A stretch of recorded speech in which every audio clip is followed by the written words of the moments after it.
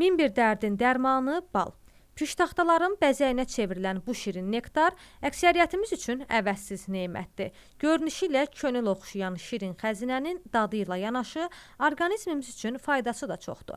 Ancaq təəssüflər olsun ki, ötən il bal istehsalında 13%-dən çox azalma müşahidə olunub. Satıcılar da bu il məhsulun az olduğunu deyirlər.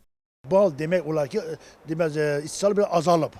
Həm xəstəlik bir tərəfdə, arıların qırılması bir tərəfdə, həm də ki, iqlimin dəyişdiyinə görə, məsələn ki, yayın vaxtında biz görməmişdik ki, leysan yağı və yaxud dolu yağı, məsələn, olurdu ayda bir dəfə. Amma bu illər, məsələn ki, görürük ki, bizə elə zonalar var idi ki, orada arıçılar ümumiyyətlə arıların demək olar saxlamaq iqtidarında döydülər. Elə bal məhsulu var ki, məsəl üçün, baxır süzülmə vaxtına, hansı şeydən götürüb.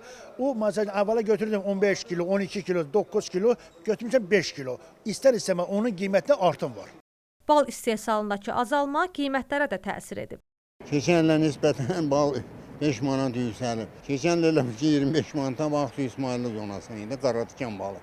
Amma bu il Kəlbəcər balı da yaxşı, Respublikadan yaxşı bal. 40-45-in 50 manata verirlər onu.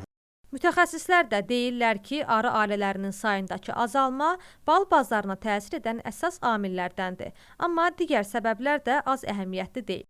Arıçılıqda damazlıq seleksiya işinin aparılmaması və yaxud zəif aparılması, arı xəstəliklərinin çoxalması, əsasən gənə xəstəliklərinin çoxalması, mövsümün özü də bəzən məhsuldarlığın aşağı düşməsinə təsir edir. Mütəxəssislər deyir ki, bu sahədə sistemli iş görülməlidir. Məsələn, dünya təcrübəsinə müraciət edərək uğurlu arıçılıq ənənəsindən istifadə etmək olar.